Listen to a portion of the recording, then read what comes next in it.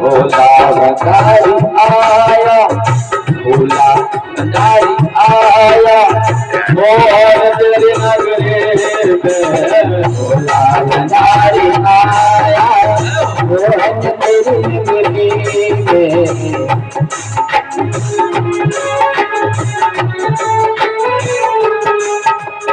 मोहन तेरी गली में, प्यारे तेरी गली में, मोहन तेरी गली में, श्यामा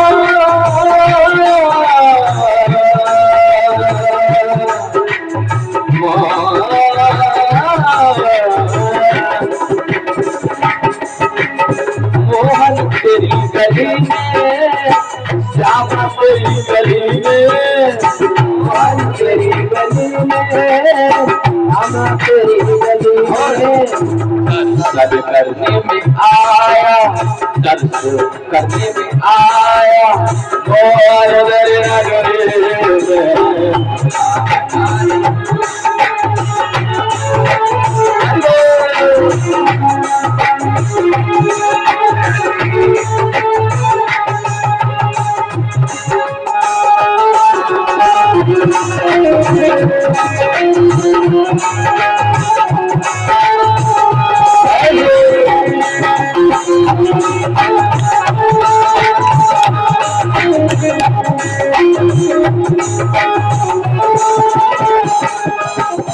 बक्सी वाले श्याम मेरे मोहन मुरारी, बक्सी वाले राम मेरे मोहन मुरारी, भोला भंडारी आया, मोहन तेरी नगरी में,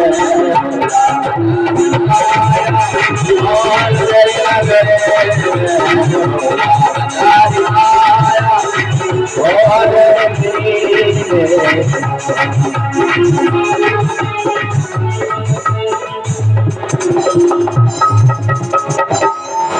शंकर भगवान की जय हो।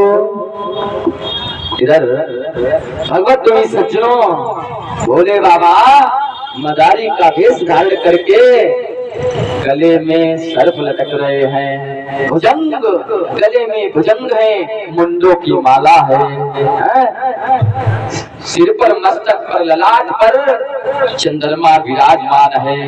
और मैया नंद भवन में आकर के और कहने लगे, तेरी मैया बेचान दे ही अपने लाला के मोए दर्शन करा दे, मोए लाला के दर्शन करना है। लेकिन एक बार आवाज लगाई, दो बार आवाज लगाई, लेकिन यशोदा मैया ने जब बार बार आवाज सुनी तो झट से दरवाजे पर आई और दरवाजे को खोल कर देखा तो एकदम ऐसा भयानक रूप देख करके भोले बाबा का, सर्पों को देख करके मैया यशोदा डर गई। और जब डर गई उसके बाद में भोले बाबा ने कहा, अरे मैया आप डरो मत, हमें लाला के दर्शन करना है, बड़ी दूर से आए हैं। जब मैया यशोदा कहने लगी, मैं लाला के दर्शन ना कराऊं, यदि दर्शन कराऊं तो मेरा कन्हैया डर जावे वो, इसीलिए दर्शन नहीं कराने। भगवत प्रेमी सज्जनों, इधर भोले बाबा को जब दर्शन नहीं कराया गया, बाबा मत शंख बजावे, पूजो तेरे पाव रे, अरे पालना सोवे मेरो, जाग जाए गुलाल रे। अरे बाबा शंख मत बजाओ, शंख नहीं बजाना है, और शंख बजेगा तो लाला जग जाएगा। इधर मैया यशोदा अपने जिद पर अड़ गई, दर्शन नहीं कराए। भोले बाबा कुछ क्षण तक रुके रहे और जब दर्शन नहीं हुए तो आशा को लेकर के आए दर्शन के लिए, लेकिन आशा को छोड़ करके निराशा में होते हुए और गोकुल की कुछ दूरी पर जा करके नंदीश्वर पर्वत के पास जाकर के बाबा ने आसन लगाया और वहीं पर बैठ गए। इधर कुछ क्षणों बाद भगवान ने रोना प्रारंभ कर दिया। हाँ, जब रोना प्रारंभ कर दिया, आज मेरा भक्त मेरे भोले बाबा बिना दर्शन किए हुए जा रहे हैं। भोले बाबा ने रोना प्रारंभ कर दिया। मैया यशोदा कहीं गौशाला में जाकर के गाय की पूंछ से झाड़ा लगाती है। हाँ, और आजकल तो माताएं बहनें गांव में देखो, अगर किसी बाल बच्चे को नजर लग जाए तो ऐसा काली मिर्च का और ऐसा गंधक लोमान का धुआं देगी कि पूरे गांव या मोहल्ले की नजर उतर जाती है। हाँ, ऐसी नजर बार बार नजर नहीं लगती है। इसीलिए मैया यशोदा लाखों प्रयास करती हैं, लेकिन भोले भगवान नहीं मानते हैं। तब तक एक गोपी आ गया। अरे मैया लाला काहे को रो रहे हो? अरे क्या हो गया? पता नहीं, एक बाबा आया और पता नहीं कौन सा जादू कर दियो, उसने जादू मेरे लाला पे कर दियो। कौन सी ने मार दियो टोना, मेरो मचलो श्याम सलोना। ऐसा पता नहीं कौन सा जादू कर गयो। इधर वो गोपी जाकर के गोकुल के पास पहुंची, जहाँ पर भोले बाबा समाधि लगाए हुए हैं, और इधर आकर के कहने लगी, अरे बाबा चल रे बाबा नंद महल में, कोई मात यशोदा बुलावे, बाके लाल को नजर लगी है तो फिर राई नौन करावे। भोले बाबा तैयार हुए, लेकिन एक शर्त रखी, ऐसा करो यशोदा से कहना अपने लाला को लेकर के यमुना के पावन तट पर आ जाएं, यानी कि यमुना के किनारे आ जाएं। जिस जगह पर भोले बाबा प्रभु के दर्शन के लिए इंतजार कर रहे थे, नंदीश्वर पर्वत के पास, उस स्थान का नाम पड़ा भोले बाबा का आशीश्वर महादेव। बोलो आशीश्वर महादेव की जय। भगत सज्जनों, इधर गोपी ने आकर बताया मैया यशोदा को, मैया यशोदा अपने लाला को लेकर के यमुना के पावन तट पर पहुंची हैं। भोले बाबा भी यमुना के पावन तट पर पहुंचे और वहीं पर मैया यशोदा चिंता में है, पता नहीं लाला को कौन सी नजर लग गई। भोले बाबा जब भक्त और भगवान का जब मिलन हुआ है, भगवान का और भोले बाबा ने भगवान के दर्शन किए हैं, उसी क्षण भगवान ने रोना बंद कर दिया और मंद मंद मुस्कुरा रहे हैं। इस स्थान का नाम चिंताहरण महादेव पड़ा है। बोलो चिंताहरण महादेव की जय। इधर सुखदेव जी कहते राजन परीक्षित, कुछ दिनों बाद गोपाल गोकुल रक्षाया निरूप्य मथुरा गतः नंदः कंसस्य वार्षिक्यम करम दातुम कुरुद्वः। सुखदेव जी कहते हैं राजन परीक्षित, देखिए नंद बाबा को अचानक याद आ गया, क्योंकि बधाई पुत्र हुआ है, तो बधाई खुशी में नंद बाबा मथुरा में कंस को कर देना भूल गए। अचानक याद आ गया, अभी हमें कंस के यहाँ कर देने जाना है।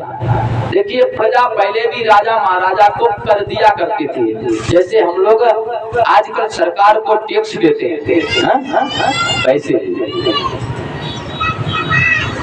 तब तो नंद बाबा ने कहा मुझे मथुरा में कर देने जाना है। इधर नंद बाबा नंद गोप बंदों को, गोकुल वासियों को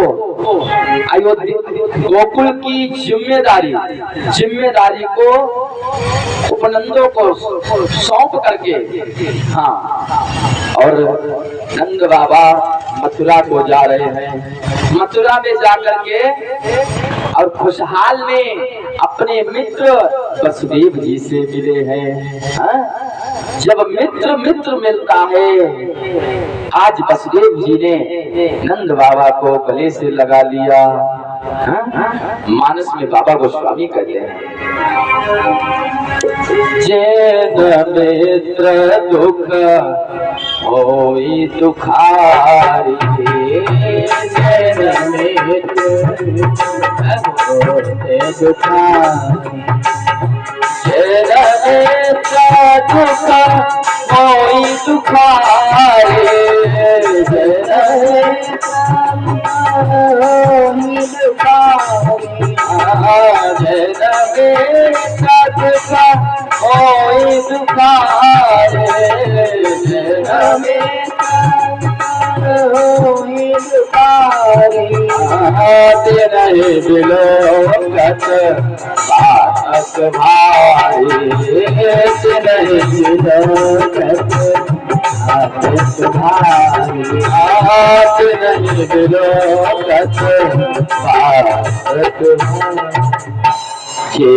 मित्र दुख होई दुखारी, नहीं मिलो कत पातक भारी।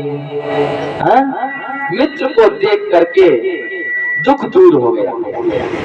एक मित्र जब दूसरे मित्र से मिलता है तो ऐसा लगता है, जब बचपन की बातें होती हैं, एक मित्र से दूसरे मित्र से जब बातचीत होती है, वार्तालाप होता है, तो ऐसा लगता है कि पुनः फिर वापिस बचपन वापिस आ गया। बचपन फिर, देखिए बचपन बार बार नहीं आता है, लेकिन यहाँ पर बचपन वापिस लग रहा है। भगवत देवी सज्जनों, इधर देखिए, मित्र वही है जो मित्र दुखों के मित्र के दुख में काम आए। सच्चा मित्र वही है।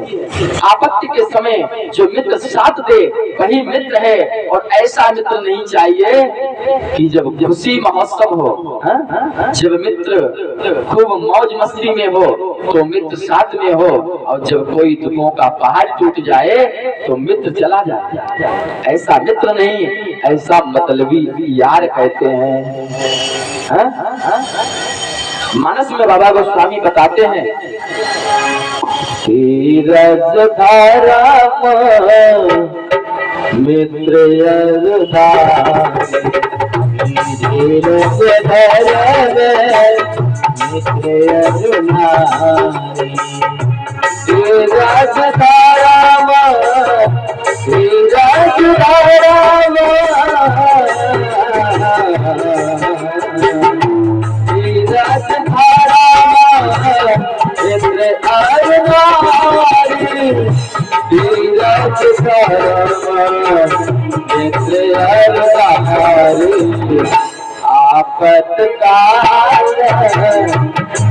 आपतकाल परखियो जाए, आपतकाल परखिए जाए।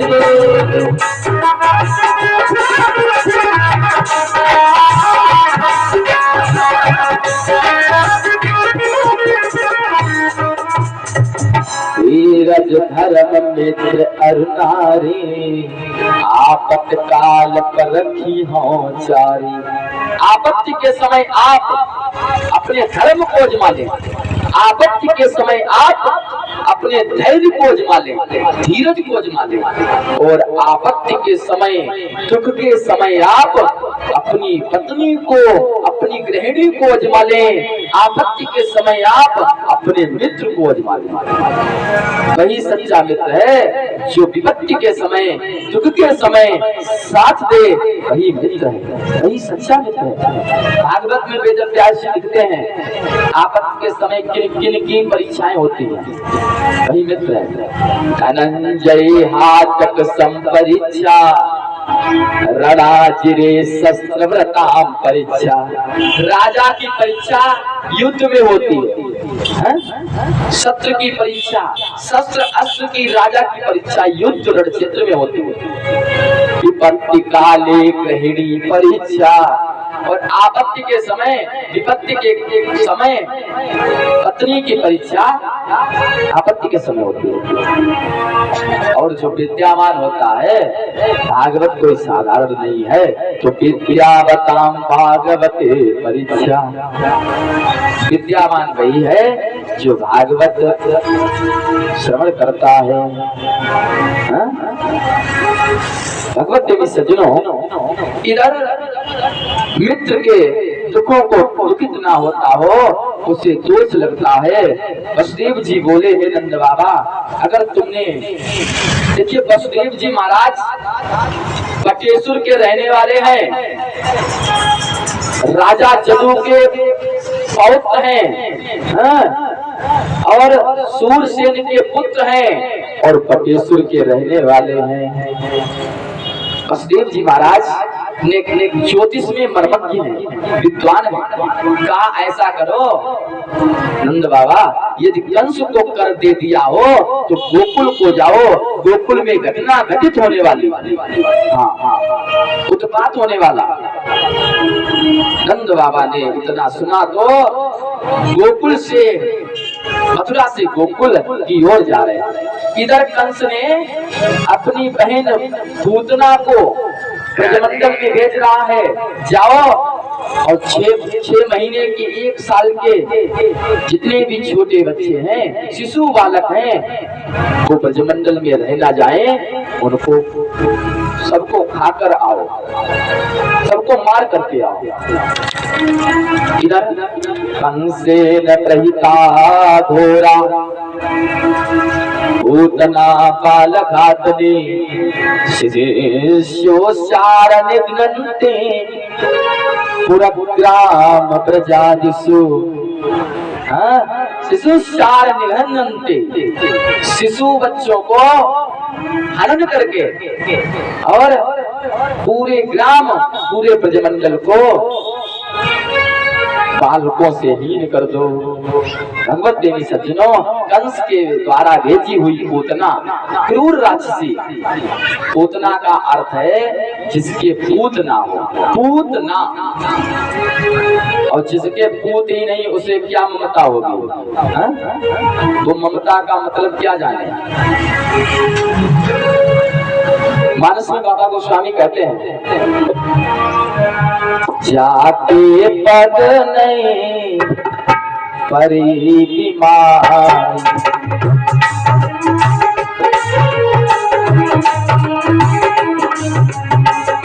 जाते पद नहीं परी बीमारी, जाते पद नहीं परी बीमारी, तो का जाते वीर बड़ा।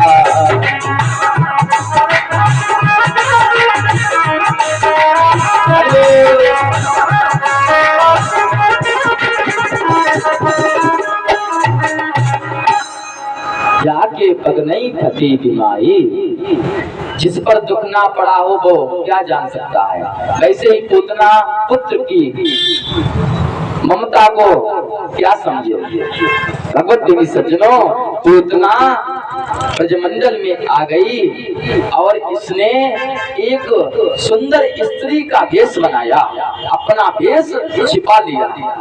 देखिए सजावट, एक दिन जो सजते हैं धजते हैं उनकी एक दिन गिरावट हो जाती है। ऐसे सजावट, बनावट और मिलावट, लेकिन अंत में क्या होता है? गिरावट। जो सजते हैं, सजते धजते हैं, मिलावट होती है, अंत में उनकी गिरावट हो जाती है। और ऐसे बहुत से हैं जो ऊपर से दिखावा करते हैं, ऊपरी भक्ति करते हैं, वो जेल जा चुके हैं। तो भगवत प्रेमी सज्जनों, पूतना ने एक स्त्री का रूप बनाया। देखिए, हमारे सनातन धर्म में पहले स्त्री पल्लू नहीं डाला करती थी, पहले मुंह नहीं झांका जाता था, ये मुगल शासन में चला है। और पूतना से भी पूतना ने इसलिए मुख ढाका है, मुख को छिपाया है पल्लू डाल करके कि कोई जान न पाए। पूतना ने सुंदर स्त्री का भेष धारण करके और घूंघट को डाल करके और नंद महल में प्रवेश कर गई। यशोदा मैया मिली, अरे बहन तू कहाँ से आई है? पूतना कहने लगी, अरे तेरे पड़ोस की मैं रिश्तेदारी हूँ और बहुत दूर से आई हूँ। मैंने सुना है यशोदा मैया के लाला भयो है और मुझे दर्शन करना है। देखिए, यशोदा मैया अपने लाला को सुला करके पालने से दूर हट करके अपने गृह कार्यों में व्यस्त हो गई। अरे मेरो काना झूले पालना, मैया यशोदा पूतना से कहने लगी, लाला पालने में सोए रहो है और वहां जाकर के उसको जगाना माना। मेरो लाला झूले पालना, निक धीरे झोंका दीजो मेरो लाला।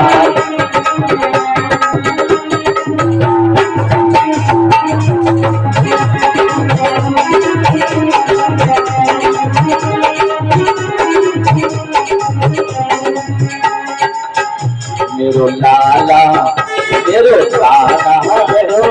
काना झूले पालना, निक धीरे झोंका दीजो मेरो काना झूले पालना, धीरे झोंका दीजो।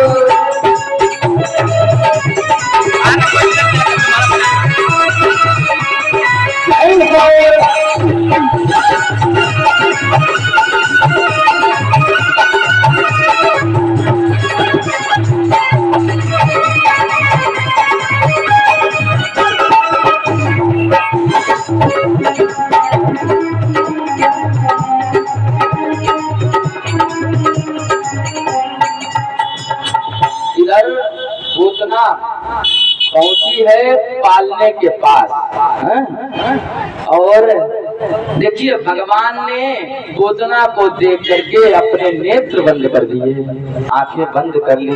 पूतना देखिए अंदर कपट भरा हुआ है, छल कपट भरा हुआ है। भगवान ने नेत्र क्यों बंद किए? भगवान कहते हैं, मानस में बाबा गोस्वामी जी कहते हैं, तुलसीदास क्या कहते हैं, मोहि कपट छल छिद्र न भावा,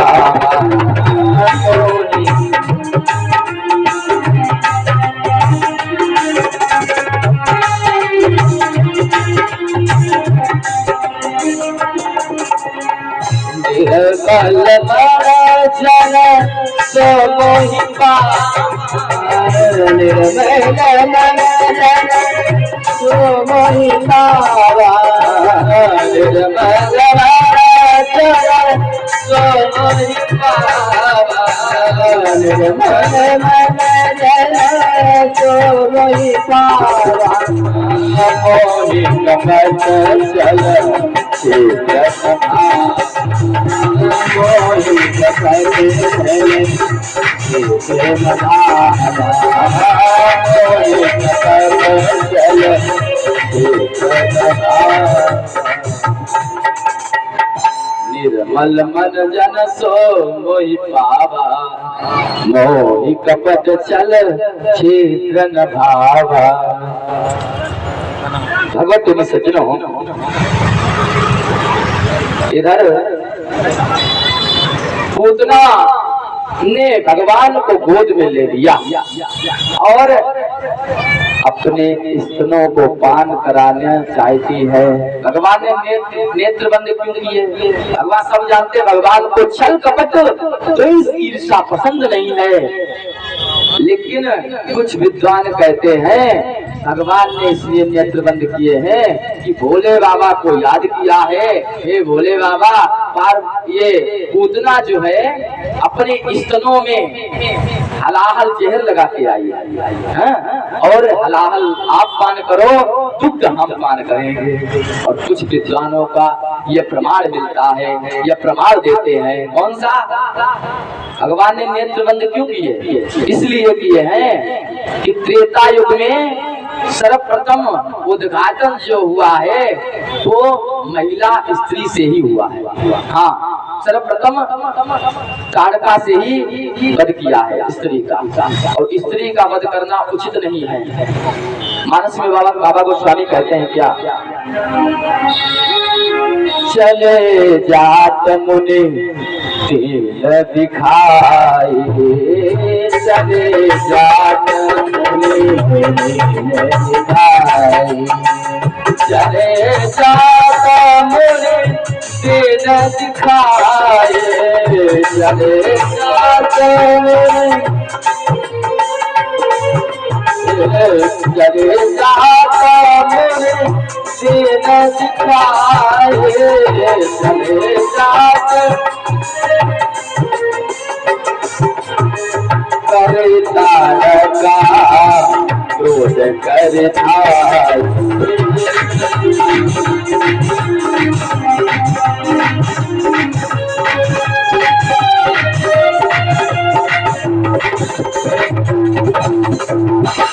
इधर भगवान राम त्रेता युग में ताड़का से ही शुरुआत कर रहे हैं, राक्षसों को मार करके। पहले स्त्री से ही शुरुआत हो रही है। प्रभु ने इसीलिए नेत्र बंद किए हैं। द्वापर युग में भी, कृष्ण अवतार में भी पूतना से ही प्रारंभ हो रहा है राक्षसों का विनाश। भगवान ने इसलिए नेत्र बंद किए हैं। हाँ, इसके बाद में भगवान ने, देखिए, पूतना ने अपना स्तन भगवान के मुख में रख दिया। भगवान स्तन पान करने लगे और धीरे धीरे भगवान दुग्ध पी रहे हैं। और बाद में मौसी, पूतना मौसी के प्राण भी पीने लगे, प्राण खींचने लगे। अब क्या होता है? पूतना को लगा कि दुग्ध की जगह हमारे प्राण भी पीने लगा। चिल्लाई धारे, अब तो असली वेश में आ गई, इधर उधर भागने लगी। भगवान नहीं छोड़ते। चिल्लाई धारे मार मार, बस चला नखल आराती से।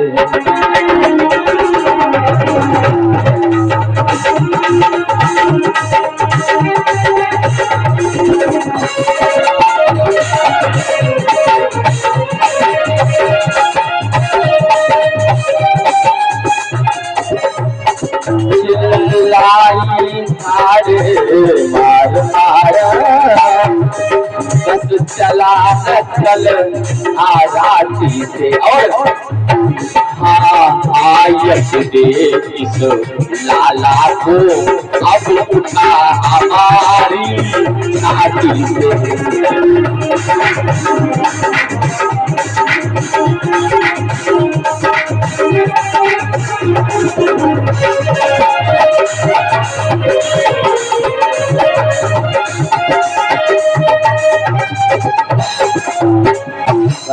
सज्जनों, पूतना जोर जोर से कहकर चिल्लाने लगी, अरे लाला छोड़ दे। भगवान को बोलने लगी, छोड़ो।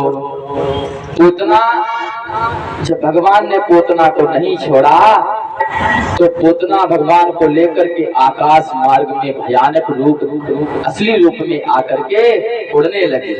हाँ, जब उड़ने लगी, पूतना ने इतना भारी शरीर बनाया, 6 कोस में, हाँ, उसका शरीर है।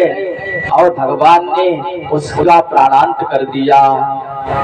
उसका शरीर जाकर के ब्रजमंडल में गिरा तो 6 कोस के जितने भी वटवृक्ष थे, वृक्ष थे, पेड़े थे, सब जो है टूट करके चकनाचूर हो गए। भगवत सज्जनों, भगवान ने पूतना का उद्धार किया।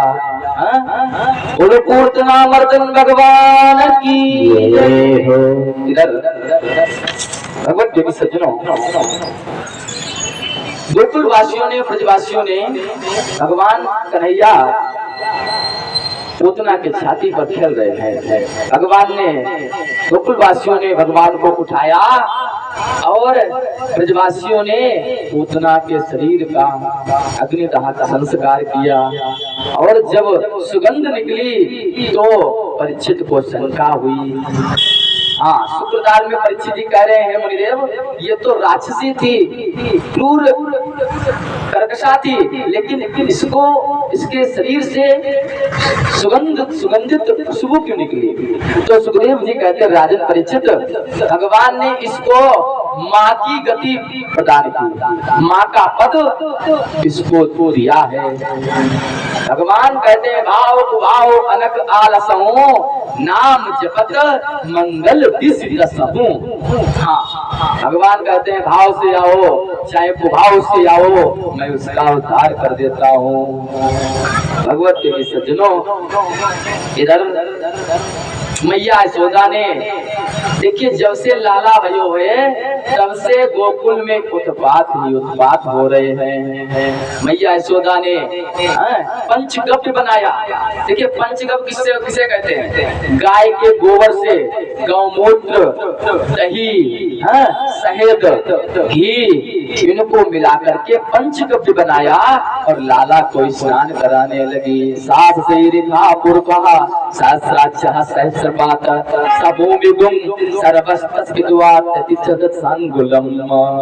पुरुष सूक्त से स्नान कराया और लाला को नववस्त्र पहना करके, सुगंधित इत्र चंदन लगा करके, इधर पूतना लोक भागान्ते राक्षसी रुधिरासनः। सुखदेव जी कहते हैं, राजन परीक्षित, इधर एक बार भगवान कृष्ण ने स्वयं करवट बदली। हाँ, तब माता को बहुत प्रसन्नता हुई और नंद बाबा दान करते हैं, तरह तरह के गौदान ब्राह्मणों को बुला करके अपने घर में बधाई मंगल मंत्र कराते हैं। इधर क्या होता है, भगवान ने शकटासुर, कंस के द्वारा भेजा हुआ शकटासुर का भी उद्धार कराया। सुखदेव जी कहते हैं, राजा परीक्षित, बंधन चंदन ले जाओ, दोनों रखो इधर साइड में, बंधन झोले आधे तले को झोला। बोलो वृंदावन बिहारी लाल की जय। इधर सुखदेव जी कहते हैं, राजा परीक्षित, शकटासुर का उद्धार किया। ये पूर्व जन्म में हिरण्याक्ष का पुत्र है। हाँ, शकटासुर उत्कच था, इसे लोमस ऋषि ने श्राप दे दिया था, जिसके द्वारा, जिसके कारण शकटासुर बना और भगवान ने इसका उद्धार किया। ऐसे ही भगवान ने तृणावर्त का भी उद्धार किया है। अब भगवान के नामकरण के लिए कुल पुरोहित बुलाए जा रहे हैं। हाँ, पहले नामकरण होते थे, संस्कार। देखिए संस्कार 16 हैं, 16 संस्कार, 16 कलाएं, 16 श्रृंगार। लेकिन आजकल हम लोग 16 संस्कार, अपने अपने संस्कार भूलते जा रहे हैं। हाँ, किसी से पूछो कितने संस्कार होते हैं तो कोई 18 बताएगा, कोई 13 बताएगा। ये है संस्कार, अपने पता होना चाहिए। नामकरण संस्कार, अन्नप्राशन संस्कार, छोल कर्म संस्कार, ऐसे यज्ञोपवीत संस्कार, तरह तरह के संस्कार, कर्ण वेद संस्कार, यज्ञोपवीत संस्कार। इधर सुखदेव जी कहते हैं, राजा परीक्षित, नंद बाबा ने अपने, देखिए नंद बाबा के जो कुल पुरोहित हैं, हाँ, कुल पुरोहित वो है सांडल ऋषि जी। लेकिन वसुदेव जी महाराज अपने कुल पुरोहित को भेज रहे हैं। पहले कुल पुरोहित का बड़ा महत्व था। हाँ, कुल पुरोहित और आजकल क्या चल रहा है, एक पंडित नहीं मिला तो दूसरा पंडित बुलवा लिया, हाँ, कथा करवा ली। पहले ये नहीं होता था, पहले महत्व था। वसुदेव जी ने अपने कुल पुरोहित गर्गाचार्य जी को भेजा। गर्गहा पुरोहितो राजन इदो नाम सुमहातपः प्रजम जगामनन्दस्य वसुदेव प्रचोदितः। एक दिन वसुदेव जी ने अपने कुल गुरु पुरोहित को गर्गाचार्य जी को ब्रज में भेजा। नंद बाबा गोकुल में आए। नंद बाबा ने गर्गाचार्य जी का स्वागत किया और प्रणाम किया। गर्गाचार्य जी बोले, तुम्हें मेरे पुत्र का नामकरण संस्कार करना है। इधर देखिए गर्गाचार्य जी महाराज इसलिए गौशाला में जाकर के गाय के बीच में बैठ करके और गाय के गोबर से लेपन करते हैं। और आजकल किसी से कह दो गाय का गोबर थोड़ा दे देना तो लोग कहेंगे मुझे गंदगी महक आ रही है। बताओ, गाय के गोबर से लेपन करवाया और वहीं पर गर्गाचार्य पुरोहित जी ने आसन को लगाया है। भगत तुम्हें सज्जनों, नामकरण संस्कार करवाया है। देखिए रोहिणी का पुत्र जो है वो यशोदा जी ने ले लिया और यशोदा जी का जो पुत्र है वो रोहिणी जी ने ले लिया। क्यों ले लिया? यशोदा मैया ने विचार किया, देखें कि ये पंडित खड़िया घोड़ा झोरा छाप तो नहीं है, खड़िया छाप तो नहीं है, इसकी परीक्षा ले लें। तो इधर गर्गाचार्य जी ने कहा, देखो यशोदा, तुम्हारी गोद में जो रोहिणी का पुत्र है उसका नाम बलराम होगा, संघर्षण होगा, हलधर होगा, बलदेव होगा, और राक्षसों का विनाश करने वाला होगा। हाँ, लेकिन गर्गाचार्य जी ने रोहिणी से कहा, अरे रोहिणी, तेरी गोद में जो यशोदा का पुत्र है उसका नाम कृष्ण, बंसी बजाने वाला, गौएं चराने वाला मोहन होगा, बंसीधर होगा, कृष्ण होगा, श्याम होगा। नामकरण हुआ है। और आजकल भैया नाम रखे जाते हैं। एक जगह हम गए, हाँ, तो हमने सोचा चलो यजमान के यहाँ चलते हैं। वहां गए तो यजमान के 3 संतानें हैं, 2 पुत्री 1 बेटा। बेटी का नाम है टूटी फूटी और बेटे का नाम है पंचर। बताओ, यजमान बोले पंडित जी आए हैं, अरे टूटी कुर्सी ले आओ। बताओ, ये भी नाम होते हैं, टूटी कुर्सी ले आओ। हमने कहा नहीं, ऐसे ही बैठ जाएंगे। और एक पुत्री का नाम झूठी है, झूठी झूठी, अरे झूठी चाय ले आओ। हमने नहीं, हमें चाय नहीं पीनी है, गर्मी अधिक है। अच्छा, हम जल्दी में हैं, जा रहे हैं। मैंने कहा, तो यजमान बोले, अरे बेटा पंचर स्कूटर ले आओ। तो हमने कहा नहीं, पैदल निकल जाएंगे। तो आजकल ऐसे ऐसे नाम रखे जाते हैं जिसका कोई महत्व और तत्व ही नहीं है। नाम ऐसे रखो जो अंत समय में कल्याण कर सके। भगवान के नाम का नाम रखो, ऐसे क्या नाम रखो? डिक्की, स्कूटर, ये कोई नाम है? सीताराम, दयाराम, ऐसे नाम रखो अच्छे अच्छे। तो इधर गर्गाचार्य पुरोहित जी ने नामकरण संस्कार किया इधर मैया यशोदा प्रसन्न हो गई। हाँ, मैया यशोदा ने झट से एक अपनी अंगूठी निकाली और ब्राह्मण गर्गाचार्य की झोली में डाल दिया। हाँ, लो ब्राह्मण देव, आप, हाँ, आप विद्वान हैं। इस प्रकार भगवत देवी सज्जनों, इधर क्या होता है, सुखदेव जी कहते राजन परीक्षित भगवान अवतारे हैं, अरे द्वापर में उन्हें तारने को विद्याय सिंधु अवतारे।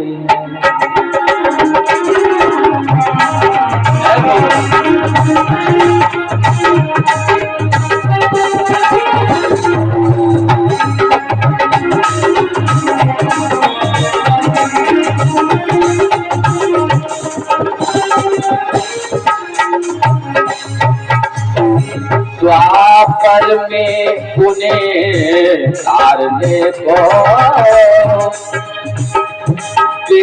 दया सिंधु अवतारे हैं, और श्री यादवेंद्र और रामचंद्र, श्री यादवेंद्र हैं रामचंद्र, बलदाऊ लखन दुलारे।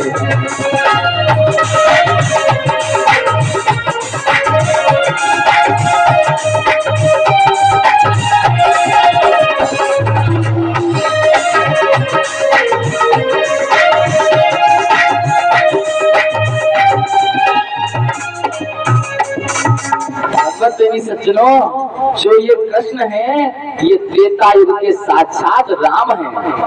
हाँ, ये द्वापर में कृष्ण अवतार लेकर आए हैं, लेकिन इस बार ये छोटे बनकर आए, क्योंकि द्वापर त्रेता के अंत में लक्ष्मण जी ने कहा भैया हमें बड़ा बनाओ, क्योंकि हम बहुत ऊब चुके हैं, जो हम करना चाहते हैं वो आप मना कर देते हैं, क्योंकि आपकी आज्ञा के बिना हम कुछ कर ही नहीं सकते हैं। इसीलिए इस जन्म, इस द्वापर में इस बार हम बड़े बनेंगे, आप छोटे रहेंगे। भगवान ने कहा ठीक है, हमें स्वीकार है। कृष्ण जो लक्ष्मण हैं वो बलराम बनकर आए हैं, बड़े भैया बनकर आए हैं, और जो राम है वो कृष्ण कान्हा बनकर आए हैं। भगवत देवी सज्जनों, इधर राधे राधे। भगवान सुखदेव जी कहते राजन परीक्षित, कुछ दिन पश्चात बलराम और श्याम ग्वाल वालों के साथ, हाँ, भगवान कृष्ण घुटुवन चल रहे हैं। आंगन में मैया के साथ चलते हैं। दोनों माताएं खुश हो रही हैं, धीरे धीरे खड़े होकर दीवार पकड़ने लगते हैं, चलने लगते हैं। दूर गए अंग शोभत श्याम जू, मैया हाथ में रोटी दे देती है, मक्खन दे देती है। भगवान प्रसन्न हो जाते हैं, भगवान लीला कर रहे हैं। दूर धरे अंग शोभत श्याम जू, कैसी बनी सिर सुंदर जोड़ी। बलराम कृष्ण खेलत खात फिरे अगना, पग पे जन बाजत पीर कछौटी। वाचवी को रस खान बिलो, रस खान जी पद लिख रहे हैं। वाचवी को रस खान बिलो कते, भारत काम कला विद कोटि। और काज के भाग कहिए कौन जो, अरे हाथ सुले गयो माखन रोटी। हुआ आया और माखन रोटी छीन कर भाग गया। इधर जब श्याम सुंदर ने देखा, अरे भैया ये कौआ मेरा माखन लेकर भाग गया। भगवान कभी कभी जिद पर अड़ जाते हैं। बाल हट बहुत विचित्र होते हैं, 3 हट, बाल हट, राज हट और प्रिया हट। बहुत हट है। भगवान कभी कभी जिद पर अड़ जाते हैं। मैया वो चंदा देखने हुए, वो चंदा चाहिए, तो मैया लाखों प्रयास करती है, एक बड़े बर्तन में पानी को भर देती है, हाँ, और चंदा के सामने खुले आसमान की तरफ रख देती है और चंदा उसमें आ जाता है। तो भगवान फिर चुप हो जाते हैं। कभी कभी भगवान ऐसे ऐसी वस्तु मांगते हैं, मैया ये चुकरिया है और इस चुकरिया में हाथी को बैठा दो। बताओ ये असंभव है कि नहीं? छोटी सी चुकरिया में हाथी कैसे बैठ जाएगा? लेकिन बाल है, जिद है। लेकिन तब तक मैया यशोदा ने चीनी का एक हाथी बनाया और चुकरिया में बैठा दिया। जिद पूरी कर रही है। भगवत प्रेमी सज्जनों, इधर मैया भगवान को, अपने लाला को प्रेम से रखने लगी। जब मैया का स्नेह उमड़ रहा है, लाला को अपनी गोद में उठा करके धीरे धीरे भगवान बड़े हुए, अनेकों लीलाएं करने लगे। भगवान लीला करते हैं। नंद बाबा के घर में आंगन में एक नाद के पास उसमें झांकना शुरू कर दिया। अरे बलराम भैया, राव भैया देखो, इसमें दो दिख रहे हैं। हाँ, ऐसी भगवान बाल लीलाएं करते हैं। भगवत प्रेमी सज्जनों, जल क्रीड़ा करते हैं। सुखदेव जी कहते हैं, राजन परीक्षित,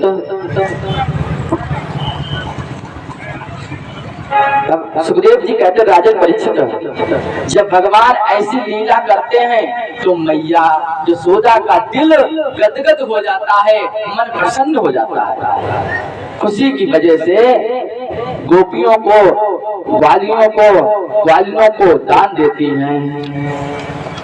और तब तक एक ग्वालिन आ गई। अरे यशोदा को लाला बड़ो सुंदर लग रहे है, तो फल बेचने आई। मैया भगवान ने देखा कि ये फल बेचने आई, चलो इसको भी दर्शन देते हैं, क्योंकि दर्शन देना है। भगवान थोड़ा सा गेहूं ले गए और उसकी झोली में डाल दिया, फल ले लिए। वो ग्वालिन कहने लगी, अब की बार लाला फिर आना। इस प्रकार धीरे धीरे गोपियां भगवान को देखती हैं तो कभी झूठी शिकायत कर जाती हैं यशोदा मैया के यहाँ। हाँ,